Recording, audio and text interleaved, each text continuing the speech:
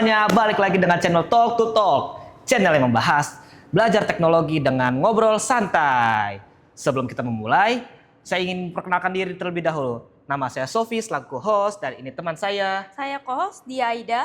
Sofi, gimana kabarnya hari ini? Baik sekali. Waduh, ganteng banget nih hari ini. Iya Asik. dong, terima kasih.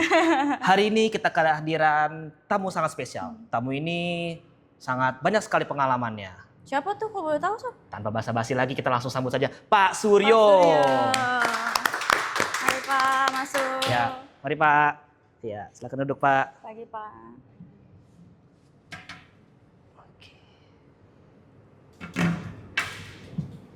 Gimana Pak kabarnya hari ini? Alhamdulillah baik. Alhamdulillah sehat.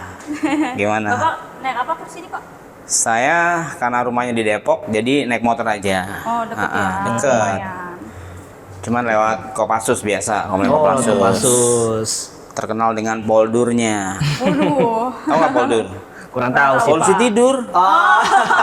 Aduh, payah banget deh. Masa nggak tahu poldur sih? Polusi tidur. Baru denger nih kayaknya nih Pak. Latar belakangnya Pak? Pak, tahu Pak. Boleh tahu? Kalau saya secara formal sebenarnya sarjana ekonomi. Tapi saya hobi di teknik informatika. Oke. Gitu. Jadi sebenarnya secara formal saya tidak pernah kuliah di teknik informatika. Jadi saya teknik informatika itu lebih banyak belajar dari kursus, Oh, terus kursus. dari sumber-sumber belajar seperti buku, internet, Iya. seperti itu. Kalau boleh tahu Pak, sudah berapa lama Bapak menjadi instruktur di PPKPI ini Pak? Kalau di PKPI saya dari 2012 bulan Februari. Oh, 2012 Udah lama tuh. Jurusannya Bapak di sini ngajar apa aja Pak? Saya bisa ngajar operator komputer, teknisi, jaringan, Banyak juga web. ya Pak? Kalau multimedia sama desain mungkin materinya lebih ke yang umum, Oh general. gitu sifatnya Seperti umum. bikin surat permohonan, bikin laporan keuangan, seperti itu. Tapi tahu nih nanti kejuruan ini saya sempet apa nggak nih ngasih materinya? Nah Pak, saya pengen nanya, biasanya kesalahan apa sih Pak yang sering dilakukan oleh anak programming? Kalau programming itu sebenarnya lebih ke logiknya harus kuat gitu.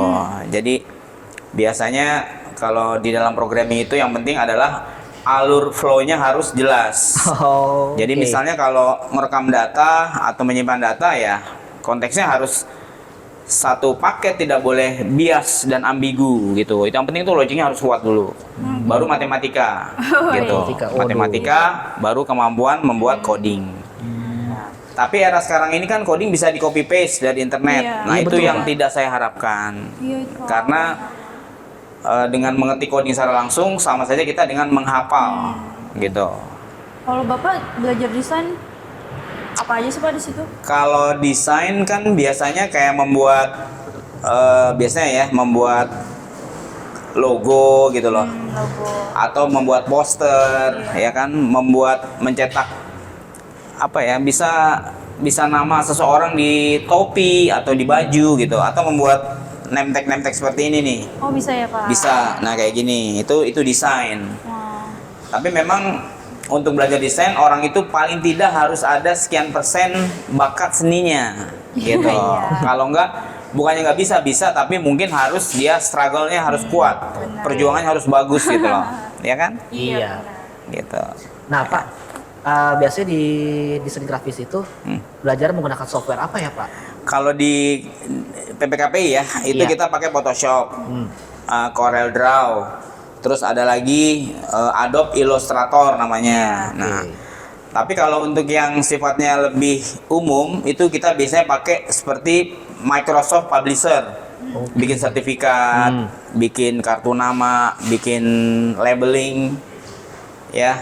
Tapi kalau untuk yang online kita bisa pakai Canva atau mungkin banyak sih sekarang sih yang versi online, apalagi sekarang sudah ada AI ya, jadi sudah lebih mudah betul gitu. sekali Pak. Kalau ngedit video gitu diajarin juga nggak sih Pak? Kalau ngedit video iya, tapi sifatnya tidak terlalu dominan ya, hanya materi yang sifatnya bersinggungan aja. Ngedit video-video kecil kan sekarang bisa pakai kayak Filmora ya kan, Iya, betul, Mob Pak. Avi, Iya, bahkan benar. bisa pakai CapCut gitu loh. Jadi sebetulnya tidak ibaratnya ya, kalaupun ada tidak tidak semendetail untuk di materi multimedia gitu. Kalau tidak harus tahu semua tuh, gitu, ya kan? Iya betul Kalau sekali. ide itu sendiri caranya nyarinya gimana sih Pak? Kan susah Pak nyari Gimana? ide itu. Nyari ide. kan susah Pak nyari Ya ide. kalau ide itu akan muncul ketika kita sering berlatih gitu. Oh, iya. Kalau kita ya maaf ya kalau peserta datangnya sehari enggak atau 2 hari Bolong-bolong. masuk sehari enggak. Iya. Nah, itu idenya akan terpendam secara perlahan. Iya benar. Jadi nggak bisa saya punya ide apa nih. Jadi kalau orang tuh sering berinteraksi dengan komputer, suatu ketika ada ide itu datang secara spontan gitu. Iya. Misalnya mau bikin apa gitu. Tapi kalau misalnya dia mungkin berinteraksi dengan komputer juga jarang, ya gimana dia bisa punya inspirasi? Berarti ya kan? harus sering apa tuh berlatih juga ya Pak Iya, biar ide. kan ada istilah practice makes you perfect, ya kan? Nah, berlatih itu membuat kita menjadi lebih baik gitu, ya. Oke. Nah, Pak, apa tuh skill apa aja sih yang dibutuhin di bidang perusahaan nanti di desain grafis gitu Pak? Kalau desain grafis biasanya ya yang paling pokok sekali dia mampu mendesain. Jadi Mampu goalnya desain. adalah dia bisa menciptakan karya desain gitu. Karya desain yang syukur-syukur belum ada di internet. Oke. Contohnya bikin logo Oh, jangan. iya. Sekarang sudah ada aplikasi yang bisa cek hak paten kita sahih atau valid atau tidak tuh. Misalnya kita bikin logo nih, nah logo itu nanti akan di-search di Google Engine tuh. Kalau ada yang udah yang punya ya akan ditolak oleh sistem. Oh begitu. Namanya haki, hak atas kekayaan intelektual. Oh, baru dengar saya ini. Iya, jadi namanya hak cipta lah. Oke. Ya, seperti itu.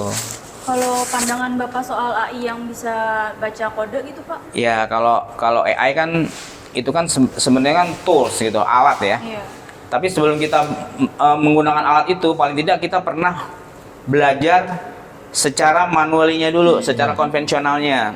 Baru ketika kita benar-benar membutuhkan tools, baru kita pakai tuh AI. Oh berarti butuh belajar dari basic dulu ya Pak? Ya, kalaupun kita pakai, sifatnya hanya sebagai clue saja, sebagai petunjuk saja. Oh. Jangan sebagai sesuatu yang dominan. Jadi misalnya gini contoh, saya mau Oke. bikin paparan nih. Paparan dia kasih 5 slide. Nah, di slide itu kita akan uraikan sendiri secara pribadi kita. Jadi bukan melulu dari AI terus. Jadi ini kita nanti akan kosong gitu, akan nol. Nanti bahaya malah. Betul Ketika sekali. internet mati, shutdown, kita mau Iya. minta tolong sama siapa coba? Semua ada di internet, bahaya kan gitu. Jadi makanya Iya. jangan terlalu juga kita seneng dengan, bukan seneng ya maksudnya, jangan juga terlalu kita mengandalkan AI. Iya. Karena suatu ketika servernya down ya, entah di hack atau apapun, udah kita nggak bisa berbuat Kayak apa-apa. black box gitu ya Pak? Aplikasi itu. Website gitu Ya Pak? kalau Iya, website. kalau itu sih sebetulnya nggak terlalu ini ya. Itu sih masalah teknis ya istilahnya. Tapi yang penting tuh dengan adanya AI ini, jangan seolah kita akan mengatakan bahwa saya sudah bisa lah tanpa harus berlatih mati-matian gitu kan, sudah AI. Nah itu yang nggak boleh. Karena namanya berlatih kan kita harus mempelajari istilahnya apa ya, from zero to hero gitu. Oke. Ya kan. Nah itu istilahnya tuh. Jadi dari nol, jangan tahu-tahu kita banyak nafsu gitu, tapi Iya. tenaganya kurang. Saya pengen bisa ini, bisa itu, bisa ini, bisa itu, tapi begitu dikasih satu materi aja udah kayaknya aduh pusing banget. Nah itu yang bahaya Iya, tuh, iya. kayak gitu. Banyak banget tuh begitu soalnya. Nah gitu kan. Sama kalau misalnya, berarti jangan ketergantungan sama AI juga ya Pak? Ya betul. Makanya saya bilang sekali lagi, AI itu gunakannya dia sebagai tools. Sebagai alat aja. Misalnya kita buka baut nih, Iya, betul. kan pakai tangan nggak mungkin. Kecuali kalau bautnya nggak terlalu kenceng kan, pakai tangan bisa, masih aman. Tapi ketika kita benar-benar membutuhkan suatu alat, membutuhkan pembuka baut, ya kita gunakan kunci Inggris atau kunci pas. Nah, kira-kira seperti itulah, gitu ya. Iya. Jadi artinya sebelum kita menggunakan AI, kita sudah tahu cikal bakal objek yang ada di AI itu, gitu loh. Jadi misalnya contoh gini, saya mau nyari, saya akan menyusun cerpen cerita pendek, Oke. ya kan? Nah sebelum kita menjelajahi AI, kita udah tahu cerpen itu isinya apa tuh nanti, gitu loh. Misalnya judulnya rahasia PC untuk kehidupan manusia, misalnya gitu. Nah jadi kita jangan langsung ujuk-ujuk buka AI, tapi kita coba bikin topiknya dulu tuh, Iya. pendahuluan, maksud dan tujuan dan sebagainya. Dan sebagainya. Nah kalau udah ketemu, baru kita ramu di AI, gitu caranya. Jadi buat gambaran aja ya. Artinya apa? Ini kita nggak mati gitu, Betul sekali, tetap Pak. dinamis kan gitu, ya kan? Nah Pak, gimana sih Pak cara menjaga murid biar tidak menyerah kan, biar Gampang motivasi menyerah lah. gitu, gampang. Ya Biar kalau memotivasi. Kan kalau banyak juga jadi yang gini udah ya. ikut Sebenarnya menyerah di awal. ya, jadi sebenarnya yang pertama ketika kita berdiri di depan kelas adalah bagaimana menciptakan suasana kelas yang menyenangkan dulu, Oke. ya kan? Mm-mm. Jadi misalnya kita kasih ada istilah analogi itu. Analogi adalah menceritakan sesuatu yang mirip dengan objek yang mau kita ceritakan. Oke. Seperti misalnya gender. Gender itu kan kalau orang awam kan mungkin agak sulit menerima ya, apa sih arti gender itu sebenarnya gitu ya. Iya. Nah, terus saya bikin analogi misalnya dengan sepasang sendal. Bahwa gender itu harus ada sendal sebelah kiri dan sendal sebelah kanan. Sepasang. Iya, toh? sepasang. Iya, betul. Perempuan tidak akan bisa eksis tanpa ada pria. Iya. Pria juga tidak akan bisa eksis kalau tanpa ada wanita. Wanita. Nah, Saling gitu. membutuhkan ya, Pak. Kira-kira seperti itu. Jadi harus ada namanya analogi. Oke. Itu kira-kira. Kalau pengalaman paling berkesan selama mengajar di PPKPI, Pak? Pengalaman saya ya kalau pengalaman ya, Iya, pengalaman betul, atau Pak. kesan? Kesan, boleh kesan, Boleh kesan. kesan. Ya kalau Kesan yang pernah Bapak kalau alami. ya kalau kesan itu sebenarnya setiap angkatan tuh pasti beragam gitu loh. Iya. Tapi paling tidak saya bisa melihat bahwa seseorang itu akan terlihat ketertarikannya ketika kita memberikan tugas-tugas sebetulnya. Jadi kita kasih tantangan tuh. Kayak mungkin kalian kenal Pak Mulki ya. Pak Mulki Iya, itu Iya. sifatnya strict tuh kalau tugas. Jadi kalau nggak dikerjakan ya tetap akan dituntut tuh harus jadi itu hasil job sheet-nya gitu. Iya. Iya, betul, Kalau Pak. kalau saya mungkin masih ada toleransinya lah, tapi tetap itu merupakan kewajiban mereka. Jadi sebenarnya karena ini kan rata-rata usianya udah dewasa nih. Iya, Jadi nggak ada benar. istilah harus dipaksa gitu, enggak gitu loh. Jadi sudah harus Kemauan berangkat sendiri. dari kemauan sendiri, Iya. motivasi sendiri gitu yang betul tuh. Jadi jangan maaf ya, gampang cengeng lah gitu. Iya. Cepet-cepet udah bosen, cepet-cepet udah nyerah, Nyerah. cepet-cepet udah aduh lama pusing nih. Nah, gitu kan. Nah, sebaiknya jadi itu perlu kita berikan motivasi itu di awal ketika kita benar banget. pelatihan gitu. Ya kan? Nah, Pak, menurut Bapak sendiri jurusan apa sih, Pak, yang paling berguna atau berpengaruh nanti di masa depan nanti, Pak?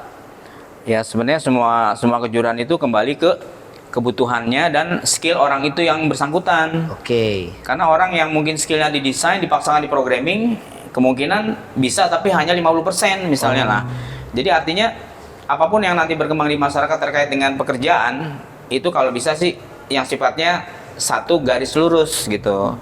Misalnya ya kalau skill saya memang di desain, ya udah ambil aja pelatihan yang berbasis desain gitu kan. Oke.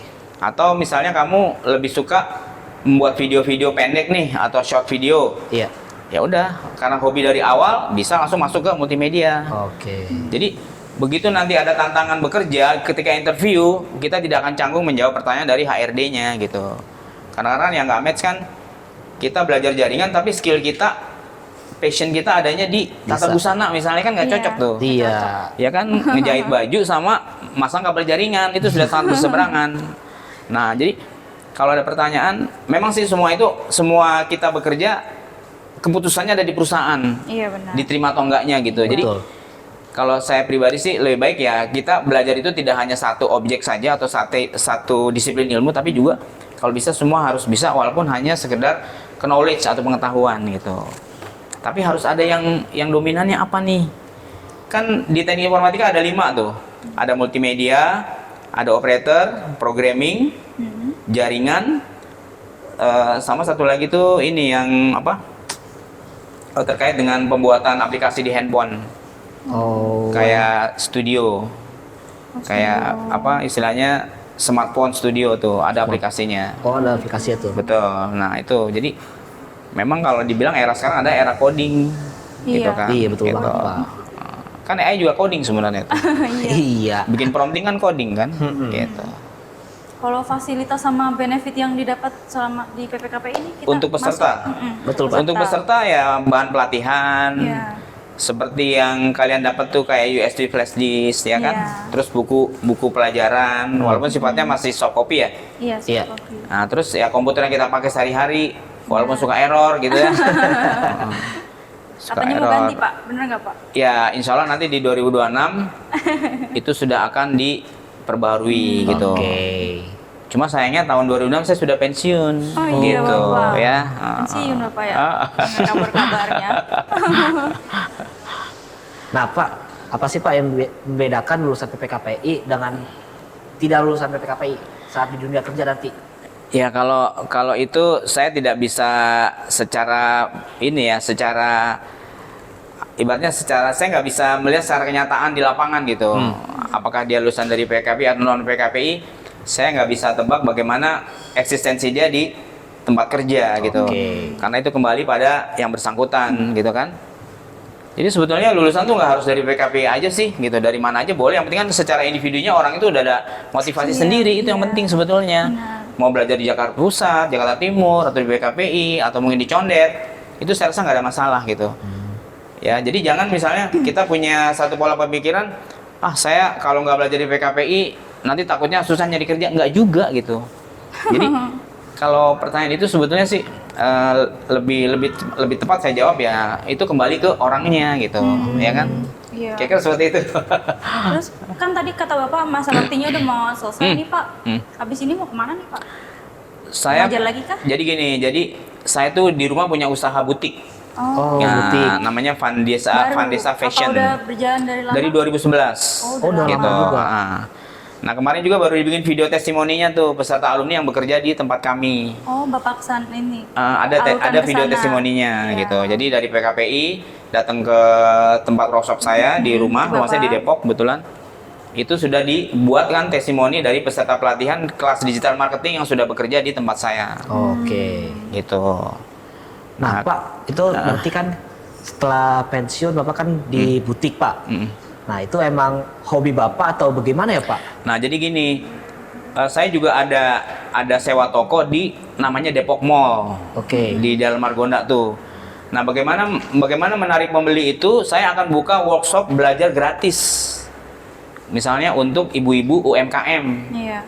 Jadi dulu contohnya gini, bagaimana mengelola keuangan dengan menggunakan Microsoft Excel gitu. Nah, itu nanti saya bikin flyer tuh buat, jadi nanti saya ngajarnya di toko istri saya gitu, ngerti nggak? Oke. Tapi free, Oh. gratis. Jadi nanti saya ngajar dengan syarat yang mereka harus bawa laptop lah. Iya. Kalau misalnya nggak punya laptop ya sementara menjadi pendengar setia dulu gitu. Nah, jadi ketika saya mengajar nanti ada waktu break time dong. Iya. Nah, mereka disilakan untuk melihat situasi toko gitu. Nah, satu atau dua mungkin ada yang beli atau enggak itu nggak masalah lah. Yang Iya. penting kita sudah memberikan materi yang memang terkait dengan kan ibu-ibu yang datang biasanya ibu yang punya usaha kecil-kecilan juga tuh. Misalnya Iya. jualan somai, jualan keripik, jualan apa. Nah, gimana sih bikin laporan keuangan yang bisa dijadikan tolong ukur bahwa saya ini usaha rugi apa untung sih gitu kan? Kadang-kadang orang jualan keripik apa ditanya laporan keuangannya punya nggak punya, untung apa rugi Iya, nggak betul. tahu kan gitu. Betul Asal banget. Tiba-tiba aja. singkongnya habis, duitnya habis, ya misalnya gitu. Nggak jelas Nah, keuangannya kemana. ya jadi dengan adanya workshop itu mudah-mudahan ibu-ibu tadi yang tadi yang nggak ngerti jadi ngerti. Oh, cara bikin laporan keuangan kayak gini, ada untung, ada rugi, ada profit margin. Iya. Kenapa bakso yang harganya 10.000 per mangkok bisa lebih nggak laku dengan yang 15.000 per mangkok? Apa tuh yang membedakan gitu? Iya. Ya kan? Seperti itu. Nah. Ini cut dulu nggak nih? Cut dulu. Ini pasti cut nih. Kenapa? Oke. Sudah. Oke, nah jadi kayak gitu. Jadi nanti kalau saya pensiun ya, kalau tadi pertanyaan untuk fokus di butik juga enggak. Jadi saya hanya sifatnya mensupport aja. Oke. Tapi tetap saya ngajar gitu, ngajar Iya. secara online. Iya. Saya nanti akan buka kursus namanya Kids Programming. Kids programming. Iya. Program buat anak-anak yang usia 7 sampai 12 tahun. Oke. Gitu. anak-anak ya. Dengan menggunakan aplikasi Scratch namanya. Wow. Ya. Jadi bikin program animasi itu. Multimedia bagus cocok banget. tuh, multimedia. Oh, cocok ya, Pak. Jadi misalnya kayak bikin alur cerita Sang Kuryang misalnya. Iya. Mulai dari dia ketemu terus berburu di hutan. Cerita rakyat. Ada background, ada suara latar belakang. Nanti ada voice over, bikin animasinya, tapi bukan manusia tapi kayak 2 dimensi gitu. Oke. Nanti bikin latar belakang gunung, belakang hutan gitu. Nanti dia bergerak terus, jadi seperti video tapi dia lebih ke kartun lah, lebih ke kartun gitu. Kayak gitu. Kalau daftarnya gimana tuh Pak di butik itu? Kalau Iya, nggak Pak. yang buat Untuk yang apa? Cara ngedaftar Ya. butik gitu Pak atau yang naninya tadi? Daftar apa tuh maksudnya? ikut animasi? Oh, kalau itu mah nanti kan biasanya kita share melalui WA group tuh. Oh ya grup. Oh, tapi ya untuk yang animasi saya tidak dalam waktu dekat ini. Mungkin menjelang akhir tahun kali. Kalau di PKP itu udah nggak ada jadwal ngajar lagi tuh, baru agak santai gitu. Nah, baru saya bisa expose di luar gitu. Kalau yang workshop itu Pak yang ngajar Itu biasanya keuangan? nanti jadwalnya dari istri saya tuh. Oh dari istri. Jadi gini ya, saya dulu pernah ngajar diundang ngajar di Rumah Sakit Bayangkari, tau nggak, yang di Kelapa II. Kurang tahu saya Pak. Nah, jadi saya tuh ketika mengajar, jadi gini ya, saya ditantang gimana nih supaya ibu-ibu jualan nih pada laku gitu loh. Oke. Ngerti nggak? Ada yang bikin kue apa ya, kayak keripik singkong, peyek gitu loh, kue apem segala macem lah. Nah, akhirnya gini, saya coba bikin workshop di mana nanti ibu-ibu itu membawa tester makanannya di depan kelas gitu loh, ngerti nggak? Oke. Ditaruh di sebelah. Jadi ketika saya ngajar tuh alat makanan yang mau ditester tuh udah disiapin gitu. Iya. Nah, terus begitu break time saya bilang, Bapak Ibu sekalian silahkan mencicipi bikinan ibu-ibu warga setempat nih gitu. Kan nyicipin pasti ada yang beli dong. Masa lo nyicipin doang beli enggak gitu kan? Iya, bener Jadi banget. saya bisa pakai trik kayak gitu tuh untuk bisa supaya mereka punya produk tuh laku gitu loh. Oke. Jadi yang belajar tuh yang mereka yang jualan juga. Mereka jualan, mereka beli juga gitu akhirnya. Ngerti nggak? Iya betul. Gitu loh, ya kan? Nah, itu bisa sebagai trik bagaimana sebuah produk, entah itu produk barang atau jasa, bisa bisa ada omsetnya lah gitu. Nah, jadi saya bisa menggunakan strategi seperti itu. Itu Gitu. nama usaha tadi apa Pak? Kalau saya dulu namanya namanya itu kalau saya tidak salah apa ya dulu, Telkom Kampung kalau nggak salah itu. Jadi saya kerjasama dengan orang Telkom waktu itu. Iya. Oke. Orang Telkom. Kampung Teknologi Foundation, Kampung Teknologi Foundation. Nah, di daerah di sebelah Rumah Sakit Bayangkari itu, Kelapa II. Di namanya Jalan Jengkol tuh, kalau saya nggak lupa, namanya Jalan Jengkol. Masuk ke dalam, nanti belok kanan. Nah, saya diundang aja di situ. Saya ditanya gimana nih Pak Surya supaya ibu-ibu nih bikin kue-kue ini laku gitu. Saya pakai trik kayak gitu. Jadi sambil ngajar, sambil menjajakan cicipan mereka, istilahnya. Jadi mereka juga bawa barang dagangan yang bisa dijual belikan gitu. Iya. Ya kan? Ya kan, kalau kamu misalnya nyicipin nih keripik singkong, enak nih, berapa nih satu packnya kan gitu kan? Akhirnya beli satu, Iya, beli lagi satu, beli lagi dua gitu. Nanti ada kue basah, ada macam-macam gitu. Jadi begitu keluar ngajar tuh barang dagangan habis gitu, ngerti nggak? Jadi mereka saling jual beli. Yang jualan keripik beli cendol misalnya gitu, yang jualan cendol beli keripik, kan bisa saling seperti itu. Pakai kan sekarang udah teknologinya canggih, pakai QRIS segala macam. Iya. gitu. Bagus juga strategi marketing Bapak ya. Ya, seperti itu. Oh guys, caranya. bisa tuh diterapin tuh guys buat usaha-usaha kalian. Ya. Nah, Jadi nanti lumayan. jadi nanti yang alumni multimedia nih bisa tuh bikin, kan di tempat sekitar kita kan pasti ada masyarakat dong, ya kan? Iya. Betul. Nah, nanti dia ada event misalnya, ada lamaran nih. Pura-puranya kita deketin, kita tawarkan nih, gimana kalau kegiatan event lamarannya saya shoot, nggak bayar nggak apa-apa gitu dulu. Kita tembak nggak bayar nggak apa-apa. Jadi kita berkorban dulu lah. Oke. Kita shoot, kita setting yang rapi, kita bikin videonya dari A sampai Z yang betul-betul dia bisa menikmati video itu. Kan video yang bagus kan durasinya nggak panjang tapi kena di hati gitu. Iya betul. Misalnya 5 menit lah, itu udah bagus banget tuh. Jadi kita bikin video 2 jam tuh orang nggak akan nonton. Pak. Boring juga lah kan. Ya, kecuali di bioskop. Iya. Ya kan? Kalau di rumah juga nggak bisa nonton 2 jam di rumah, karena sebentar makan Indomie, sebentar kencing, sebentar apa segala macam, akhirnya nggak fokus nonton. Betul, Pak. Seperti itu. Nah, makanya dengan trik seperti itu teman-teman dari alumni multimedia ini bisa tuh menawarkan ada event apapun. Ya, kasih durasi 5 menit lah atau 10 menit seperti itu. Nanti kita kasih nih Bu hasilnya gitu. Berapa nih? Free Bu. Nah, baru kita kasih kartu nama ke ibu itu. Gitu loh, kartu nama. Iya. Ya, itu namanya digital marketing. Tuh, bisa bagus tuh guys, bisa belajarin nanti digital marketing strateginya Pak Suryo langsung nih. Iya, seperti itu. Terus kalau dengar-dengar pengalaman katanya PNS pernah di Bandung Pak, bener nggak? kalau PNS itu ikut pelatihan aja, Oh, bukan pelatihan. saya Pelatihan. pindah ke Bandung nggak. Oh gitu. Jadi hanya pelatihan. Dulu saya pernah ikut namanya